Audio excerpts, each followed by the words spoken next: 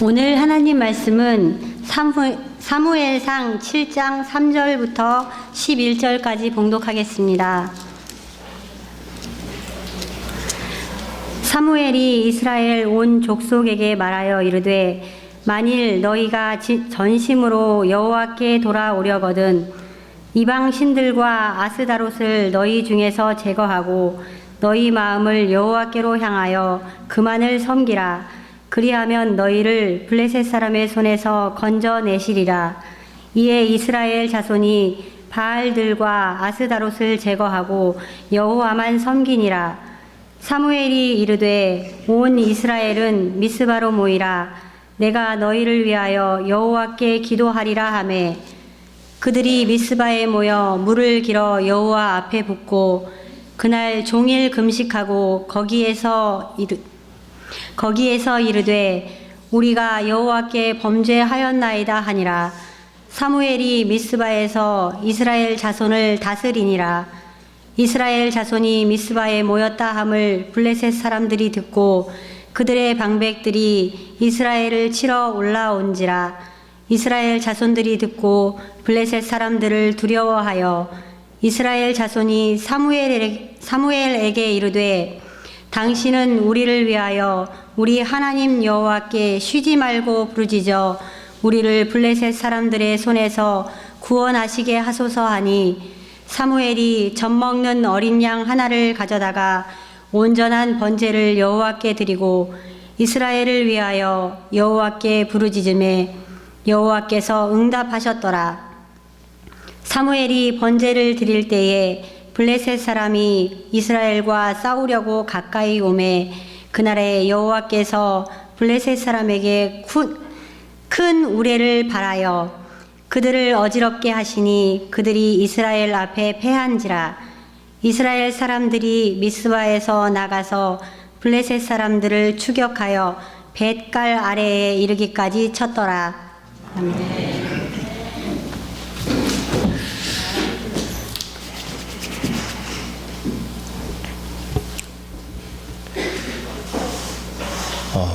제가 가끔 이렇게 집에서 쉬고 있을 때 아이들이 좀 학교에서 또 공부하다가 또 평상시에 궁금했던 것을 묻는 경우가 있습니다. 그러면서 아빠 무슨 색이랑 무슨 색을 섞어야지 뭐 보라색이 돼, 무슨 색이랑 무슨 섞어야지 하늘색이 되고 분홍색이 돼, 그런 것들을 물어볼 때가 있어요. 근데 잘 기억이 안 나요. 내가 학교 다닐 때 배웠나? 아무튼 잘 기억이 안 나서 가만히 있어봐, 찾아보자 해가지고 이렇게 인터넷에서 검색해 볼 때가 있는데 어떤 색을 혼합하면 어떤 색이 나오는지 잘 모르는데요. 제가 분명하게 알고 있는 건 있습니다. 검정색에 흰색을 섞으면 무슨 색이 되죠? 회색이 돼요. 그거는 정확하게 알고 있어요. 자, 검정색에 흰색을 섞으면 회색이 됩니다. 자, 여러분 회색 하면은 지금 어떤 이미지입니까? 회색을 보면서 야, 참 맑고 투명하다, 참 아름답다라는 그런 느낌을 주지 않죠. 보통 회색은 지금 우울한 느낌을 주잖아요. 그래서 회색빛 도시, 그래서 공기도 맑고 청명해야 되는데 미세먼지라든지 뭐 황사 미세먼지가 심하면은 회색빛이잖아요. 우리 살고 있는 이 서울이. 그래서 지금 우울하고 좀 어두운 느낌을 갖게 하는 것이 회색입니다. 또 회색이 좋은 점이 있어요. 회색 계열의 옷을 입으면 조금 덜어져도 눈에 쉽게 띄지 않습니다. 괜히 하얀색 옷 입고 흰색 옷 입고 하면은 살짝만 묻어도 눈에 확 띄는데 회색 옷은 웬만큼 지저분한 거 묻어도 잘 눈에 안 띄어요. 그래서 막 입기 편해요. 자, 그러니까 회색이 좀 되게 모호해요. 모호성을 갖고 있습니다. 그래서 우리가 사람들을 볼 때 이 사람이 분명한 소속이나 자기 사상 같은 것들을, 생각 같은 것들을 명확하게 하지 않으면 뭐라 그러죠? 회색 분자라 그러잖아요. 회색 분자. 그래서 회색 분자라고 부르기도 합니다. 그런데 우리가 보니까 신앙에도 이 색이 분명하지 않은 회색 신앙이 있어요. 우리 과거 요한계시록에 나오는 라오디게아 교회가 그랬죠. 뜨겁지도 않고 차갑지도 않고 미지근했잖아요. 그러니까 그들의 신앙이 회색빛이에요. 까맣지도 않고 하얗지도 않고 섞여 있어요. 검정색과 흰색이 적당하게 섞여 있습니다. 그래서 어떤 때는 흰색을 더 많이 섞고 어떤 때는 검정색을 더 많이 섞고 그러니까 색이 분명하지 않은 그러한 회색 신앙이 있어요. 예. 그래서 오늘은 이 신앙의 색이 회색이었던 이스라엘의 변화를 가져온 말씀을 보면서 우리의 신앙을 한번 잠시 되돌아보고 방향을 새롭게 정립해 나가는 시간을 한번 가져보도록 하겠습니다. 오늘 우리가 사무엘상 말씀을 읽었잖아요. 사무엘이 이렇게 살아갈 때 이스라엘 백성들의 신앙이 회색이었습니다. 회색. 그는 하나님과 바알과 아스타롯을 비롯한 여러 신들이 섞여 있었어요. 여러 신을 섬기는 종교 혼합주의 사회였죠. 그래가지고 어떤 때는 하나님의 빛이 나기도 하고 어떤 때는 바알과 아스타롯의 빛이 색이 섞여 있는 회색 신앙을 갖고 있었습니다. 자, 근데 여기는 지금 그럴 만한 이유가 있어요. 자, 어느 나라든지 우리가 예를 들어서 한국에 살다가 미국에 갔습니다. 자, 그러면은 내가 한국 사람이지만 미국에 살고 있으니까 미국의 문화를 수용을 해야 되잖아요. 미국 가가지고 한국 문화를 주장할 수 없잖아요. 그렇죠? 그래서 미국 가서 한국 문화를 주장할 수 없는 것처럼 이 이스라엘 백성들이 가나안 땅에 정착했을 때 이 가나안에도 그들의 문화가 있거든요. 그러니까 이스라엘 백성들이 이 가나안의 문화에 적응해 나가야 되는 거예요. 그러니까 종교도 있었거든요. 그러니까 이 가나안의 종교는 바알과 아스타롯 같은 그런 신들을 섬기는 종교인데 그들의 종교에 적응을 해야 됩니다. 근데 적응해서 끝나지 않고 보통 그 문화와 종교에 흡수돼요. 그것을 이렇게 동화 현상이라고 하는데 그러니까 하나님만 섬겨야 하는 이스라엘 백성이 이 가나안의 문화와 그곳의 풍토와 종교에 적응했을 뿐만 아니라 나중에는 그들의 종교에 흡수돼 버렸어요. 그러한 동화 현상이 일어나면서 회색 신앙이 이제 판을 치게 된 거죠. 근데 가나안 종교는 다신교잖아요. 자, 그래서 그 대표적인 신이 바알이죠. 자, 바알은 땅의 주인입니다. 그리고 농사에 반드시 필요한 이 비를 주관하는 신이에요. 그리고 포도주와 올리브 기름 같은 것들을 제공해주는 남성 신입니다. 그리고 이 바알 신에가 아내가 있어요. 이 아내가 누구냐? 아스다롯이에요. 근데 이 아스다롯은 사랑과 다산의 여신이에요. 그러니까 남편은 땅을 주관하는 농사를 주관하는 풍요의 신이고 아내는 사랑과 다산을 주관하는 번영의 신이에요. 쿵짝이 잘 맞죠. 남편은 풍요, 아내는 번영이니까 얼마나 매력이 있습니까? 풍요와 번영. 이거는 어느 시대에 살아도 굉장히 매력 있는 거예요. 그러니까는 이스라엘 백성들이 이 풍요와 번영을 보장해주는 이 바알과 아스타롯이 너무 매력이 있으니까 그 신들을 섬기는 거예요. 어떻게 섬기느냐? 자, 이 풍요와 번영은 바알과 아스타롯의 성적 결합을 통해서 시작이 됩니다. 그러니까 이 바알과 아스타롯이 성적으로 결합을 해야 이 풍요와 번영이 그 땅에서 이루어지는 거예요. 그래가지고 그들을 섬기는 그 예배자들이 어떠한 의식을 갖느냐? 이 풍요와 번영이 시작될 그때쯤이 되면은 바알과 아스타롯이 다시 성적 결합을 해서 우리에게 풍요와 번영을 주기를 소망하면서 함께 모여가지고 의식을 해가는 거죠. 먼저 맛있는 음식을 먹고 정말 거하게 술을 마시고 막 술에 취한 상태에서 막 광란의 시간을 갖습니다. 그리고 그 성전에 있는 창녀들과 몸을 합하는 거죠. 자, 그러한 의식을 통해서 이 자연을 다스리는 풍요와 번영을 우리에게 주는 이 바알과 아스타롯이 다시 잠에서 깨어나서 그들이 성적으로 결합하고 우리에게 다시금 번영을 보장할 것이다 라고 믿고선 그러한 의식을 가졌어요. 자, 그러니까 이 바알과 아스타롯은 이 가나안 땅에서 실제적인 안정과 번영을 보장해주는 시기고 또 성적 쾌락을 즐길 수 있는 아주 현실적이고 편한 종교였어요. 근데 반면에 하나님은 그렇지 않아요. 하나님은 잘 보세요. 여러분 출애굽기 레위기 읽어보셨죠? 레위기 읽어보게 되면은 하나님 이스라엘 백성들에게 부정한 것과 정한 것을 이렇게 구별을 하잖아요. 그래서 음식을 먹을 때에도 이 음식은 먹고 이 음식은 먹지 말아라 하면서 정한 음식과 부정한 음식을 구별하잖아요.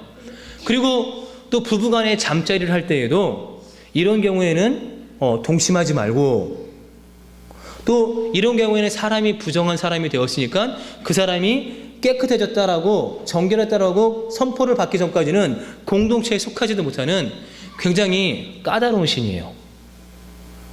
네. 그렇죠. 하나님이 좀 까다로워요. 그러니까는 여러분 어떻게 했어요? 풍요와 번영을 보장하고 이 성적인 쾌락, 이 현실을 참 평안하게 살게 해주는 그러한 안정을 보장해주는 바알과 아스타로를 섬기겠습니까? 아니면 참 깐깐하고 금지하는 것이 많은 하나님을 섬기겠습니까? 예, 당연히 바알과 아스타로를 섬기면서 살아가는 거죠. 그런데 그렇다고 해서 이 이스라엘 백성들이 항상 바알과 아스타로를 섬겨 살아가는 것은 아니에요. 자, 하나님에 대한 신앙을 완전히 버린 것도 아니에요. 그들에게 여호와 하나님이 꼭 필요할 때가 있습니다. 자, 언제 하나님이 필요할까요? 자, 여러분 언제 하나님이 필요하세요? 언제 하나님을 찾으세요? 발등에 불이 떨어졌을 때. 네. 발등에 불이 떨어져 하나님을 찾죠. 뭐 평안하고 번영을 누리며 살아갈 때 하나님이 나에게 참 큰 은혜를 주셨구나라고 하면서 하나님 믿고 살아도 사는데 별 문제 없어요. 근데 내 발등에 불이 떨어지면 그때 하나님을 찾습니다. 나의 삶에 위기가 생겼을 때, 예, 하나님을 찾아요. 그럼 이스라엘 백성들에게 발등에 불이 떨어진 게 언제일까요? 전쟁을 앞에 뒀을 때. 전쟁을 앞에 뒀을 때. 가만히 하나님이 전쟁에 굉장히 능한 신이거든요. 그래서 다윗이 말하죠. 전쟁에 능하신 신이라 하면서 여호와 하나님을 찬양하잖아요. 그러니까 하나님이 싸움을 잘해요. 한 주먹 잘 써야 싸움을 잘해요. 자, 그래서 보면은 이스라엘 백성들이 출애굽 후에 광야에서도 하나님이 정말 전쟁을 잘하는 신이니까 그 하나님을 신뢰하고 나아갔을 때 그곳에 살아가는 아멜렉 족속이 그들과 싸우면서 승리했잖아요. 가나안 땅에 들어왔을 때도 여리고라든지 아이성이라든지 정말 자기들의 힘으로 정복할 수 없는데 하나님을 신뢰하고 나갔을 때 그 땅을 정복할 수 있던 것처럼 하나님은 굉장히 전쟁에 능한 신이에요. 그러니까 이 전쟁이라는 발등에 불이 떨어지면 하나님을 찾는 거예요. 그래서 사사기나 사무엘서를 보게 되면 그들이 전쟁을 앞두고 뭐합니까? 하나님을 찾는 거죠. 그래서 단을 쌓고 하나님의 뜻을 묻습니다. 하나님, 이번에도 우리가 블레셋과 싸워야 됩니다. 에돔과 싸워야 됩니다. 하나님, 저 원수들을 우리의 손에 붙여주십시오 하면서 하나님을 찾고 하나님 앞에서 제사를 드리고 나아가서 싸우는 거죠. 자, 그런 일이 사무엘 시대에도 반복되었습니다. 자, 평상시에는 막 바알과 아스타로를 섬기다가 블레셋이 쳐들어왔어요. 근데 블레셋과의 전쟁에서 패했습니다. 왜 패했을까? 왜 졌을까? 생각해 보니까 저 블레셋 사람들은 전쟁을 할 때 자기들이 섬기는 그 신상을 앞에 두고 딱 나와서 그 신상을 앞에 세우고 나와서 막 싸우는데, 아이고, 우리는 하나님을 앞에 세우지 않은 거예요. 맞다. 우리 실로에 있는 언약궤를 가지고 와서 우리 진에 딱 놔두고 블레셋과 싸우면 이길 거야 하고서 생각을 하고 실로에 있는 언약궤를 가지고 왔어요. 그리고 싸웠어요. 어떻게 됐어요? 졌어요. 지고 블레셋에게 언약궤도 빼앗겼습니다. 자, 이 소식을 들은 제사장 엘리가 너무 충격을 받아가지고 의자에서 뒤로 넘어져서 목이 부러져서 죽었습니다. 그것을 본 사무엘이 얼마나 충격을 받았을까요? 언약궤를 빼앗기다니, 우리가 이 블레셋에게 패하다니, 또 제사장 엘리도 죽었잖아요. 나라가 위기 상황이에요. 자, 그러면 이 위기를 극복해야 되잖아요. 우리가 어떻게 해야 이 위기를 극복할 수 있을까 하면서 인내하면서 이스라엘의 영적 갱신을 준비했습니다. 몇 년 동안? 20년 동안. 20년 동안. 20년 동안 사무엘이 뭐 하면서 이스라엘의 영적 갱신을 준비했을까요?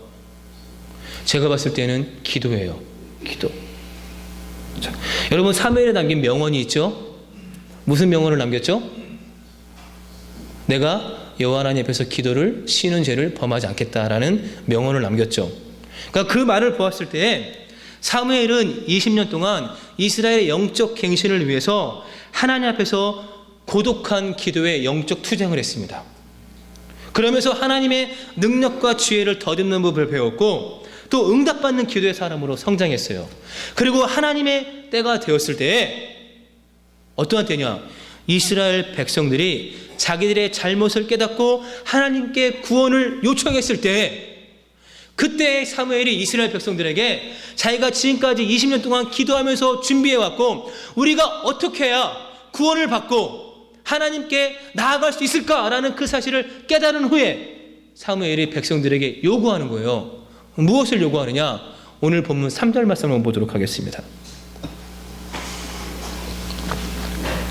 자, 한번 같이 읽겠습니다. 사무엘이 이스라엘 온 족속에게 말하여 이르되 만일 너희가 전심으로 여호와께 돌아오려거든 이방 신들과 아스타롯을 너희 중에서 제거하고 너희 마음을 여호와께로 향하여 그만을 섬기라. 그리하면 너희를 블레셋 사람의 손에서 건져내시리라. 뭐라고 말합니까? 너희가 구원을 받기를 원한다면 뭐 하라고요? 너희가 여호와께로 돌아가기를 원한다면 뭐 하라고요? 이방 신들과 아스타롯을 비롯한 모든 신상들을 제거하고 너희 마음을 여호와께로 향하여 돌리라는 거예요. 그리고 그만을 섬기라는 겁니다. 그러면 하나님께서 블레셋 사람의 손에서 우리를 구원하신다라는 겁니다. 그래요. 마음을 돌리라는 겁니다. 마음을 하나님께로 돌려라. 그러자 백성들이 이 사무엘의 책망을 듣고 그토록 아끼던 이방신들을 꺼내서 부수기 시작합니다. 그것들을 제거하고 여호와 하나님만을 섬겼다라고 말합니다.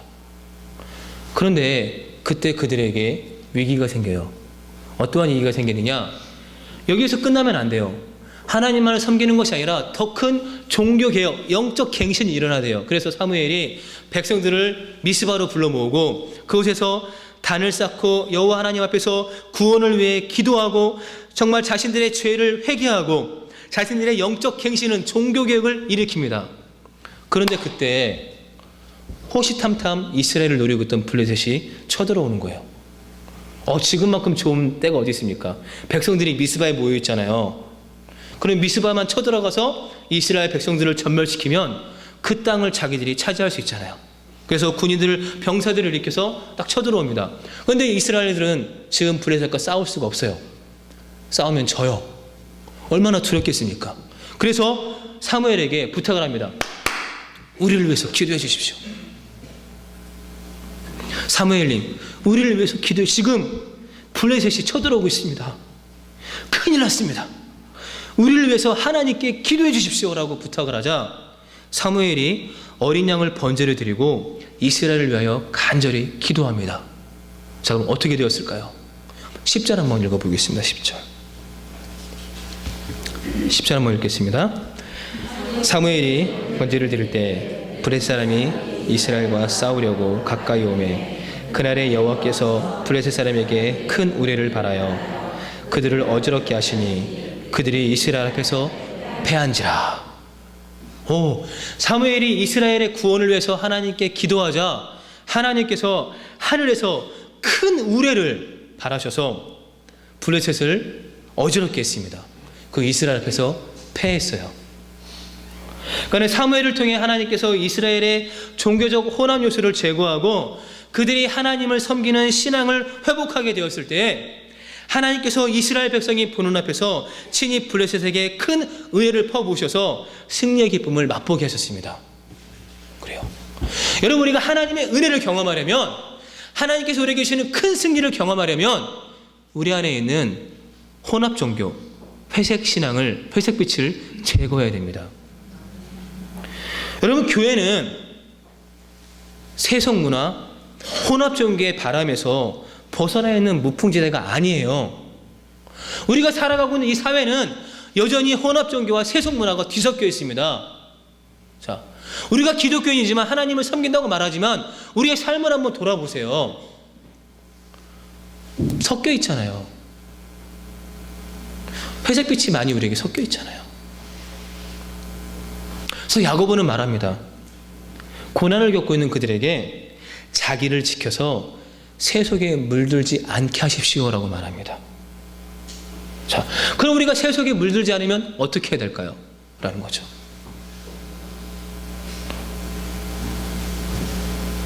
다른 거 없죠. 끊임없이 하나님 앞에서 자신의 모습을 돌아보면서 불순물을 제거하고 하나님의 자녀로서의 정체성을 확고히 정립해 나가야 합니다. 자, 오늘은 1517년 10월 31일 루터가 비텐베르크 성문 앞에 이 로마 카톨릭의 교리를 반박하는 95개의 문서를 이렇게 게시함으로써 시작된 종교개혁을 기념하는 주일입니다. 그래서 오늘이 종교개혁 기념주일이에요.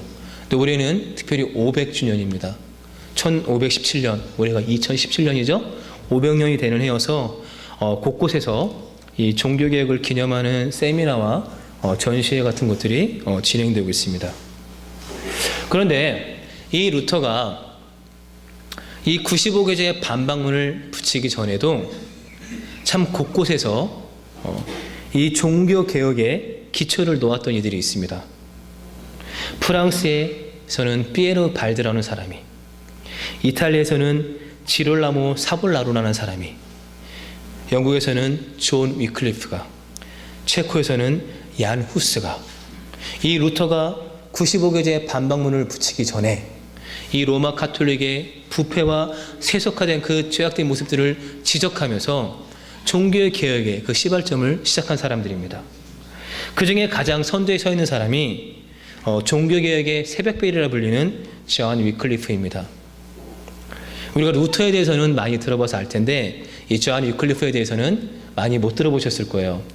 이 사람은 1320년대 중반에 영국의 요크셔의 힙스웨일이라는 곳에 태어났습니다.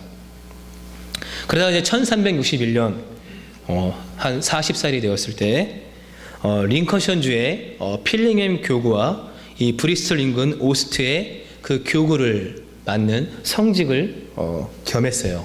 근데 그 당시에는 이 사제들이 한 교구, 여러 교구를 맡는 성직을 겸하는 것이 이렇게 만연해 있었습니다. 왜냐하면 그 시대에 흑사병이라는 게 돌았거든요. 그래서 많은 사람이 죽었어요. 여러분, 그런 전염병이 돌면은 사제는 전염병이 안 걸릴까요? 걸리죠. 예. 똑같이 걸립니다. 그래서 많이 죽다 보니까 이 교구를 감당할 맡을 사제들이 없는 거예요. 그러니까 한 사제에게 여러 교구를 맡기는 겁니다. 지금으로 치자면은 우리 성당 보게 되면은 성당은 막 한 동네가 있으면 그 동네 하나밖에 없죠. 구이동에도 성당 하나밖에 없어요. 구이동 성당, 화양동 성당, 자양동 성당, 그렇게 한 교구가 있습니다. 그럼 지금으로 치면은 한 사제가 화양동, 구이동, 자양동 이 세 성당을 맡는 거예요. 세 교구를 맡는 거예요. 그러면은 월급을 많이 받는 거예요. 세 곳을 맡으니까 월급을 많이 받으니까 사제들이 월급 많이 받으려고 겸임을 하는 거죠. 그러면서 사역은 안 해요. 예, 돌아보진 않아요. 그러니까 존 위클리프가 이거에 잘못된 것을 강력하게 항의하는 겁니다. 왜 사제들이 복수성직을 맡느냐? 지금 복수성직을 맡으면서 봐라, 월급만 많이 받고 사역은 안 한다. 돌아보지도 않고 사역도 안 하는데 이거 잘못됐다라고 하면서 강력하게 이의를 제기했습니다. 그리고 성직자가 독신으로 사는 것은 비성경적이다. 성직자도 결혼해야 된다. 그 다음에 성인에게 드리는 기도, 왜 성인에게 기도를 드리냐? 하나님께 기도를 드려야지. 그 다음에 수도원 제도도 거부했어요. 그리고 지금 로마 교회가 가지고 있는, 이 로마 카톨릭이 가지고 있는 재산이 너무 많다. 이 재산을 사회로 환원해야 된다. 그래서 강력하게 주장을 했습니다. 여러분, 이렇게 강력하게 주장했을 때 누가 싫어할까요? 교황이 싫어하죠.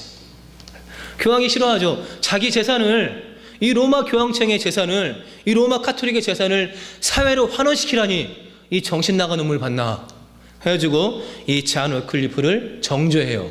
그래서 그의 사제직을 박탈합니다. 근데 감사하게도 이듬해 교황이 죽어요. 교황이 죽고 새로운 교황이 되자 이 잔 위클리프가 계속해서 이 로마 카톨릭의 타락에 대해서 거침없는 비판을 계속합니다. 그리고 이제 그의 생을 마감하죠. 근데 이게 나중에 체코의 야누스에게 큰 영향을 끼칩니다. 그래서 야누스도 사제만이 성경을 바르게 이해할 수 있는 주장은 잘못된 주장이다. 오직 성령의 도우심으로 누구나 성경을 바르게 이해할 수 있다 라고 말하는 거예요. 이거 지금 들으면 아무것도 아니죠. 맞는 말이죠. 근데 그 당시에는 교황과 사제의 권위를 무너뜨리는 말이었습니다. 그래서 이 야누스가 화형을 당해요. 근데 화형을 당할 때 이 야누스에게 이렇게 나쁜 영향력을 준 사람이 누구냐 찾아보니까 잔 위클리프예요. 그래가지고 이때 회의를 합니다. 이 잔 위클리프 때문에 지금 야누스라든지 많은 사람들이 나쁜 영향을 받으며 살아가고 있어. 어떻게 해야 될까?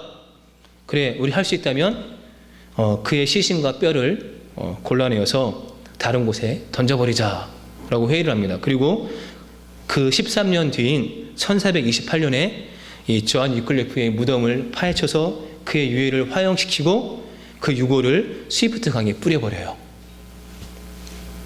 여러분, 잔 위클리프가 이렇게 부패한 로마 카톨릭과 맞서 싸울 수 있었던 근거는 어디에 있었느냐? 하나님의 말씀에 있었습니다. 하나님의 말씀. 그러니까 하나님의 말씀인 성경이야말로 진리를 담고 있기 때문에 교황이나 성직자의 가르침보다 신뢰할 수 있고, 그리고 교회의 유일한 머리는 교황이 아니라 예수님이다. 예수 그리스도를 따르지 않는 교황은 적 그리스도다.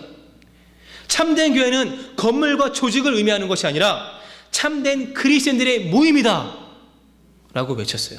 그리고 그 외침은 후대 종교개혁자들의 심장을 요동치게 했습니다. 자, 여러분, 지금 한번 우리의 모습을 한번 돌아봅시다.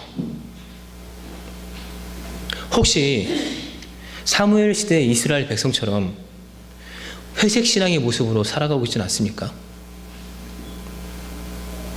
자, 그렇다면 우리의 그러한 죄악을 인정하고 신앙을 개혁해 나가는 작업, 신앙의 본질을 회복하는 작업을 가져야 합니다. 자, 이를 가능하게 하는 것이 기도와 말씀이에요. 참, 종교를 개혁하자, 신앙의 본질을 회복하자라고 말해놓고 기도와 말씀을 대안으로 제시하다니 맨날 듣던 말인데. 자, 근데 성경을 한번 보세요. 성경에 나오는 종교개혁을 한번 보세요. 요시아의 종교개혁, 에스라의 종교개혁, 다 무엇으로 시작했습니까? 하나님의 말씀을 듣는 것으로 시작했습니다. 하나님 앞에 엎드려 자신들의 죄를 자복하고 회개하는 기도로 시작했습니다. 그러니까 기도와 말씀이 없으면 우리의 신앙의 본질이 회복되지 않습니다. 기도와 말씀이 없으면 우리의 삶의 변화가 없어요. 기도와 말씀이 없으면 우리의 신앙이 개혁되지 않는다라는 겁니다. 그러니까 우리의 신앙의 본질이 회복되기를 원한다면 나는 기도하는 일을 그치는 것이 하나님께 죄를 짓는 것이라 여기고 변함없이 기도하면서 백성들이 가장 선하고 바른 길로 갈 수 있도록 가르쳤던 사무엘처럼 하나님의 말씀이 교황과 사제들의 가르침보다 더 신뢰할 수 있는 근거다라고 말한 존 위클리프처럼 그것을 우리의 마음에 새겨야 합니다. 그러니까 우리의 신앙이 더 단단하게 성숙해지기를 원한다면 기도와 말씀으로 끊임없이 하나님과 교제하는 시간을 가져야 되고 또 기도와 말씀으로 우리의 불순물을 태워버리는 그러한 시간들을 가져야 됩니다. 그럴 때 하나님의 영이 우리의 심장 속에서 불처럼 타올라 견디지 못하고 항복하는 은혜를 맛보게 되고 또 그럴 때 빛이 어둠을 물리치는 그러한 희열을 경험하게 되는 겁니다. 우리 새로운 한 주간 이와 같은 은혜와 희열을 경험하는 한 주를 보냈으면 좋겠습니다. 우리가 기도하고 말씀 앞에 서면서 하나님께서 우리의 불순물을 태워버리는 그러한 은혜를 맛보고 빛이 어둠을 물리치는 그러한 희열을 넘치게 경험할 수 있는 한 주가 되었으면 좋겠어요. 그래서 우리의 신앙의 본질이 회복되어지는 그러한 기쁨을 맛볼 수 있는 그런 한 주의 삶을 살아갈 수 있는 우리들이 되기를 소망합니다. 찬양하겠습니다.